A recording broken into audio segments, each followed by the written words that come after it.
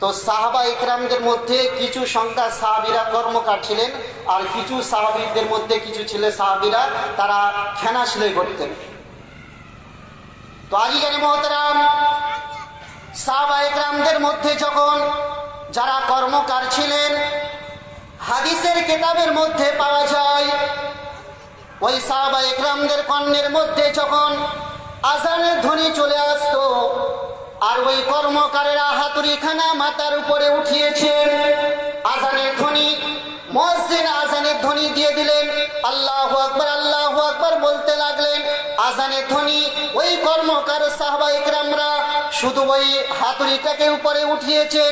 আজানের ধ্বনি যখনই তাদের কর্ণের মধ্যে চলে আসে, ওই সাহাবা ইকরামদের আদর্শ দেখুন, ওই সাহাবা ইকরামের মানবতা দেখুন, সাহাবা ইকরামদের মানুষত্ব দেখুন। ওই উঠিয়ে নেওয়া হাতুড়িখানা আর ওই জিনিসের মধ্যে নিক্ষেপ করলেন না, জোরে বলুন।